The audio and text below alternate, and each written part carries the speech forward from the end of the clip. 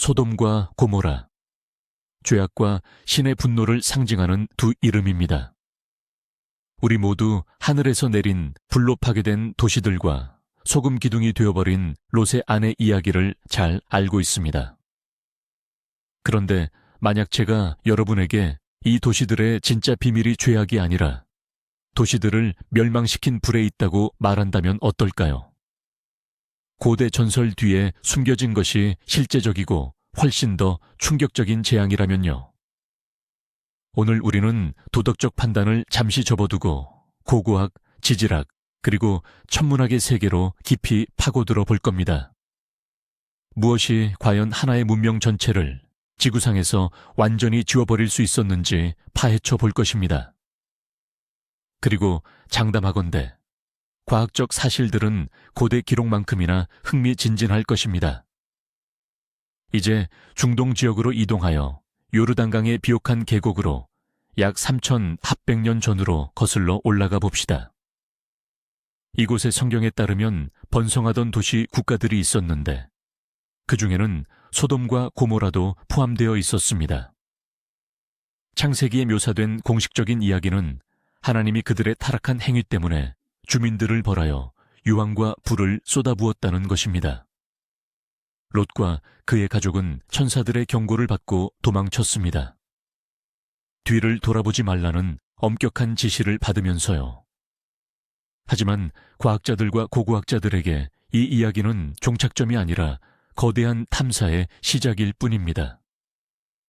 이 도시들은 정확히 어디에 있었을까요? 그리고 그 하늘에서 내린 불은 과연 얼마나 파괴적이었을까요? 이 질문들에 대한 해답을 찾는 과정에서 놀라운 발견들이 이어졌습니다. 자, 그럼 본격적인 수사는 어디서부터 시작될까요? 당연히 사건 현장을 찾는 것에서부터죠. 소돔과 고모라의 경우 이 과제는 여러 세대에 걸친 학자들에게 풀기 힘든 난제였습니다. 수십 년 동안 고고학자들은 사해 주변의 황량한 땅을 샅샅이 뒤지며 전설 속 도시들의 흔적을 찾기 위해 애썼습니다. 하지만 우리의 주요 길잡이인 성경은 아쉽게도 명확한 단서를 많이 제공하지 않았습니다. 성경에는 여호와의 동산처럼 비옥했던 요단 평야에 대해 언급되어 있지만 그 평야의 정확히 어느 지점인지 구체적인 좌표는 아무도 남기지 않았습니다. 이러한 불확실성은 수많은 이론들을 낳았죠.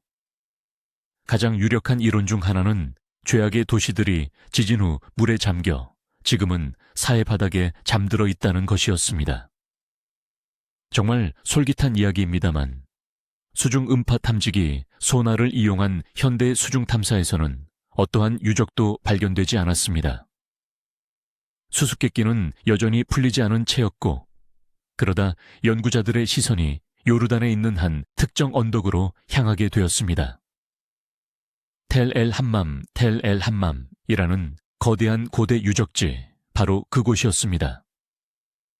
그리고 이곳이 바로 이 미스터리의 주요 용의자가 된 거죠.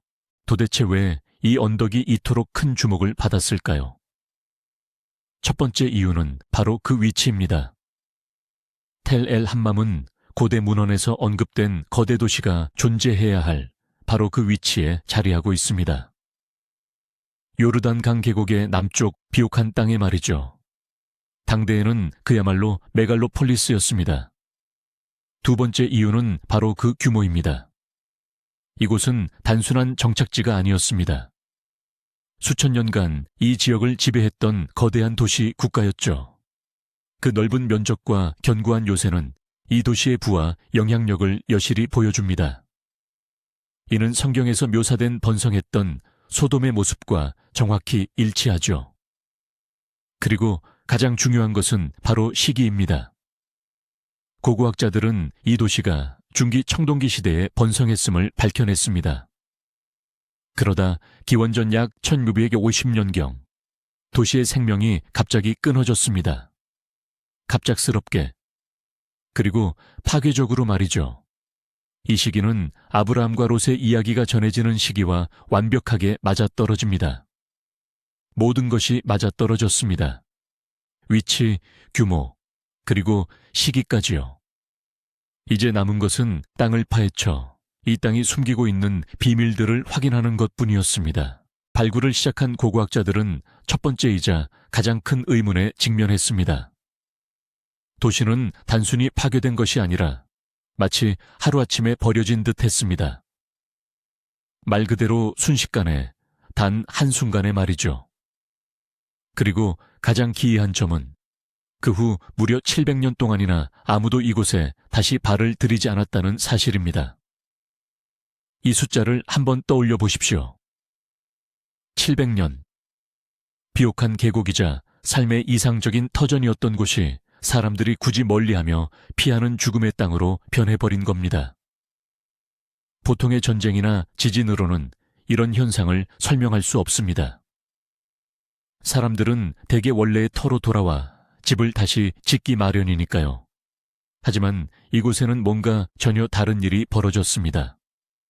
수백 년 동안 미신적인 공포를 불러일으키고 이 땅을 저주받은 곳으로 만들었던 어떤 사건이요. 과연 무엇이었을까요?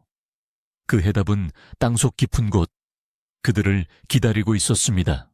하지만 더 깊이 파내려가기 시작하자 문화층에서 정말 놀라운 사실이 그들을 기다리고 있었습니다.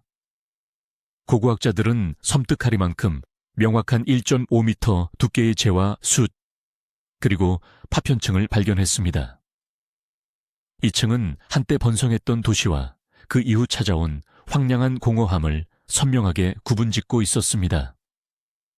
마치 텔알 하맘의 마지막 날을 고스란히 봉인해둔 살아있는 타임캡슐과 같았습니다. 그러나 이것은 결코 평범한 화재가 아니었습니다. 전혀 상상할 수 없을 만큼 비정상적인 참사였죠. 그들이 발굴한 증거들은 그야말로 충격적이었습니다. 이 재앙의 온도는 너무나 높아 흙벽돌로 지어진 벽들이 문자 그대로 녹아내렸습니다. 그릇과 항아리 같은 도자기 파편들은 과학자들이 슬래그라고 부르는 유리질 덩어리로 변했습니다. 이해를 돕기 위해 설명하자면 이런 현상이 나타나려면 섭씨 1500도 이상의 온도가 필요합니다. 도시에서 발생하는 아무리 강력한 화재라도 이런 온도를 만들어낼 수는 없습니다. 마치 어떤 거대한 지옥의 용광로가 작동한 듯 했습니다. 이제 과학자들은 이 모든 것의 원인이 무엇이었는지 밝혀내야만 했습니다. 연구진은 또한 사람의 유해를 발견했습니다. 그런데 그 유해의 모습은 가히 충격적이었죠. 그것은 정돈된 매장 형태가 아니었습니다. 오히려 해골은 아주 작은 조각들로 산산이 부서져 있었습니다. 당시 상황을 떠올려 보세요. 뼈들은 말 그대로 재와 건물 잔해들과 뒤섞여 있었습니다. 마치 사람들이 단순히 죽은 것이 아니라 엄청난 힘에 의해 산산조각 난 후 곧바로 뜨거운 재에 뒤덮인 것 같았습니다. 일부 유골은 사망이 즉각적으로 이루어졌음을 명백히 보여주는 상태로 발견되었습니다. 도망치거나 숨으려 한 흔적은 전혀 없었죠. 재앙이 주민들을 갑작스럽게 덮쳤습니다. 그리고 그것이 무엇이든 간에 단순히 건물을 파괴하는 것을 넘어 인간의 육체마저 갈기갈기 찢어버릴 수 있는 힘을 지녔던 것입니다. 그렇다면 대체 무슨 힘이었을까요? 고고학자들과 함께 그들이 제시한 가설들을 하나씩 짚어보겠습니다. 군사 침략이었을까요? 아닙니다. 어떤 청동기 시대 군대도 도시 전체의 도자기와 벽돌을 동시에 녹일 수 있는 무기를 가지고 있지 않았습니다. 더욱이 성공적으로 정복한 후에는 도시를 버려두는 것이 아니라 점령하여 정착하는 것이 일반적입니다. 700년 동안이나 방치했을 리 만무하죠. 그렇다면 화산 폭발일까요? 그것도 아니었습니다. 가장 가까운 화산도 수백 킬로미터 떨어져 있고 이 지층에서는 화산 폭발에서 흔히 발견되는 화산재 흔적이 전혀 없었습니다. 지진이었을까요? 지진은 벽을 무너뜨릴 수는 있지만 극심한 고열과 완전히 산산조각난 해골들을 설명하지 못합니다. 어떤 가설로도 이 모든 현상을 설명할 수는 없었습니다. 그 어떤 지상에서 벌어진 재앙으로도 이 모든 기이하고 섬뜩한 현상들을 설명할 수는 없었습니다. 그리고 마침내 학자들은 하늘을 올려다봤습니다. 그때 한 가지 가설이 제기되었습니다.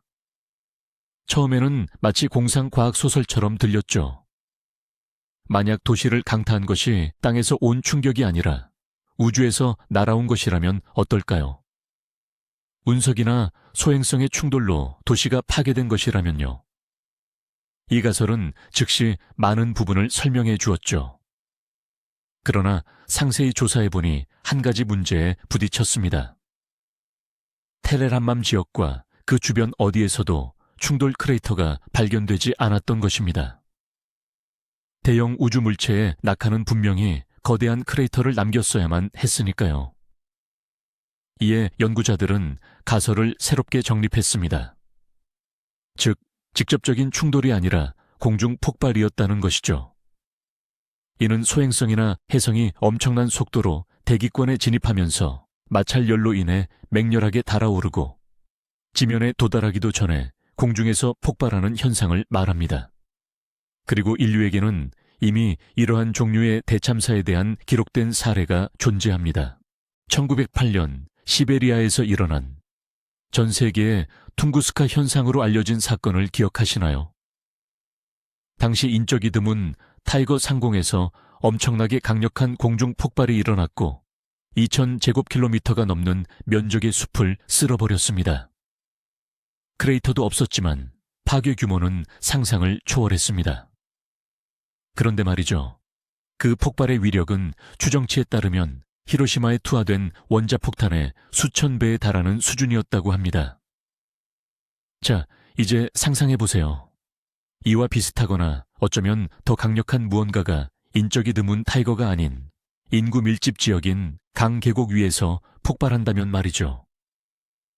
이런 폭발은 순식간에 두 가지를 만들어냅니다. 모든 것을 잿더미로 만드는 눈부신 섬광, 그리고 모든 것을 쓸어버리는 초음속 충격파입니다. 이 이론은 섬뜩할 정도로 그럴듯했습니다. 그것은 엄청난 온도, 막대한 파괴, 그리고 크레이터의 부재까지 모두 설명했습니다. 이제 남은 것은 오직 직접적인 증거를 찾는 것이었죠. 그리고 과학자들은 멸망의 층에서 일종의 우주적 지문과도 같은 단서들을 찾기 시작했습니다. 그리고 결국 그 단서들을 찾아냈죠. 첫 번째 증거는 바로 충격 석영, 즉 쇼크 쿼츠라고 불리는 것이었습니다. 이것은 단순한 석영 모래가 아닙니다. 엄청나게 높은 압력과 온도에 노출되어 결정 구조가 변형된 광물이죠. 자연 상태에서는 핵폭발이나 운석 충돌, 이 두 가지 경우에만 생성됩니다. 청동기 시대에는 핵폭탄이 존재하지 않았다는 점을 감안하면 결론은 명확했습니다. 재앙의 층에서 충격 석영이 발견된 것은 우주 기원설을 강력하게 뒷받침하는 결정적인 증거가 되었습니다. 이는 이곳에서 극심하고 거의 순간적인 압력 상승이 있었다는 직접적인 물리적 증거였죠. 그리고 이러한 압력 상승은 소행성 폭발로 인한 충격파에서만 나타나는 특징입니다. 하지만 이야기는 여기서 끝이 아니었습니다. 재난층을 현미경으로 더 깊이 들여다보자 과학자들은 훨씬 더 놀라운 사실들을 발견하게 됩니다. 그들은 그곳에 존재해서는 안 되는 미세한 입자들을 찾아냈습니다. 그것은 녹아내린 철과 규소로 이루어진 아주 작은 구슬들이었습니다. 뿐만 아니라 지각보다는 소행성에서 더 흔히 발견되는 이리듐과 백금처럼 매우 높은 온도에서 녹는 광물들도 함께 발견되었습니다. 더욱이 그들은 아주 작은 나노 다이아몬드까지 찾아냈습니다. 이런 다이아몬드는 탄소가 극심한 압력과 온도에 노출된 후 매우 빠르게 식을 때 형성될 수 있습니다. 이 모든 발견들은 마치 우주에서 온 손님이 남긴 명함과 같았습니다. 이곳에서 강력한 고온 폭발이 실제로 일어났음을 명확히 증명하는 증거들이었습니다. 그 폭발은 우주체 자체는 물론 지구 표면의 일부까지 녹이고 증발시켰던 것입니다. 창세기에 나오는 성경 속 하늘에서 쏟아지는 유황과 불은 그럼 어떻게 설명될까요? 이 이론은 바로 이 생생하고 섬뜩한 묘사까지도 명쾌하게 설명해 줍니다. 상상해 보세요.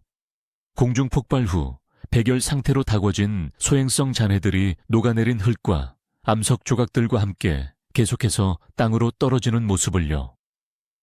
이 광경을 목격한 사람들에게는 그야말로 하늘에서 쏟아지는 불의 빛처럼 보였을 겁니다. 게다가 많은 소행성에는 유황 화합물이 풍부하게 포함되어 있습니다. 대기 중에서 폭발하고 타오를 때 이는 맹렬하고 숨막히는 냄새를 풍겼을 것이고 고대인들은 이를 타오르는 유황으로 묘사했을 가능성이 큽니다. 결론적으로 소행성 공중 폭발에 대한 과학적 모델은 고대 기록과 모순되지 않을 뿐만 아니라 오히려 놀랍도록 정확한 물리적 설명을 제공합니다. 전설과 과학이 마침내 한 지점에서 만나기 시작한 것입니다. 자, 그리고 이 모든 미스터리를 푸는 결정적인 마지막 퍼즐 조각이 여기 있습니다. 바로 이 땅이 왜 무려 700년 동안이나 버려져 있었는지 설명해주는 가장 기이한 부분이죠. 그 답은 바로 그 지역의 지리적 특성 속에 숨어 있었습니다. 텔-엘 함맘 근처에는 세계에서 가장 염도가 높은 호수 중 하나인 사해가 위치해 있거든요. 이 지역 상공에서 발생한 우주 폭발은 엄청난 양의 염수를 공중으로 솟구치게 하고 순식간에 증발시켰을 것입니다. 그 후 뜨겁게 다궈지고 소금으로 가득 찬 이 혼합물이 불비와 함께 주변 지역 전체에 쏟아져 내렸습니다. 이것은 말 그대로 흙의 표면층을 소금으로 절여 독성을 띠게 만들었고 수세기 동안 농경에 전혀 부적합한 땅으로 변모시켰습니다. 이는 만약 생존자들이 있었다 하더라도 그들이 고향으로 돌아올 수 없었던 이유를 명확히 설명해 줍니다. 비옥했던 하나님의 동산은 하룻밤 사이에 소금 사막으로 변해버린 것입니다. 이제 정말 놀라운 부분입니다. 2021년 권위 있는 과학저널 네이처에 고고학부터 플라즈마 물리학까지 다양한 분야의 수십 명의 과학자들이 서명한 논문이 발표되었습니다. 이들은 테레란맘과 그 주변 지역이 우주에서 발생한 공중 폭발로 인해 파괴되었다는 반박 불가능한 증거를 제시했습니다. 잠시 상상해 보세요. 기원전 1650년경의 평범한 아침, 사람들은 각자의 일상을 보내고 있었습니다. 그때 서쪽 하늘이 수천 개의 태양보다 더 밝게 빛나기 시작합니다. 몇 초 뒤 모든 것을 집어삼키는 충격파가 덮쳐옵니다. 공기 온도는 순식간에 수천 도까지 치솟고 도시들은 성냥불처럼 타오르며 사람들과 동물들은 증발해 버립니다. 그렇다면 소금 기둥이 된 롯의 아내 이야기는 어떨까요? 과학자들은 이것이 단순한 비유가 아닐 수도 있다고 추정합니다. 충격파가 사해에서 수톤의 소금을 공중으로 날려보냈고 이 뜨거운 소금 폭풍에 휩쓸린 사람은 순식간에 소금 껍질에 뒤덮여 죽었을 수 있다는 겁니다. 고대인들은 이러한 현상을 목격하고 이를 소금 기둥으로 변했다고 묘사했을 가능성이 충분합니다. 결국 성경 이야기는 단순히 도덕적인 교훈을 담은 비유가 아니라는 것입니다. 이는 인류 역사상 가장 오래된 지구와 우주 물체의 충돌에 대한 기록된 이야기 중 하나일 수 있습니다. 세대에서 세대로 구전되어 온 이야기는 실제적이고 끔찍한 재앙에 대한 기억을 그 시대에 이해하기 쉬운 종교적인 이미지로 담아낸 것입니다. 과학은 성경을 반박하기는커녕 오히려 예상치 못한 섬뜩한 설명을 제공한 셈입니다. 끝까지 시청해 주셔서 감사합니다. 이 고대 미스터리를 파헤치는 것이 저만큼이나 흥미로웠다면 좋아요를 누르고 채널을 구독하는 것을 잊지 마세요. 우리를 기다리는 역사의 수수께끼는 아직 많습니다. 여러분은 또 어떤 고대 신화와 전설이 실제 자연재해를 바탕으로 했을 것이라고 생각하시나요? 댓글로 여러분의 의견을 남겨주세요. 함께 이야기해 봅시다.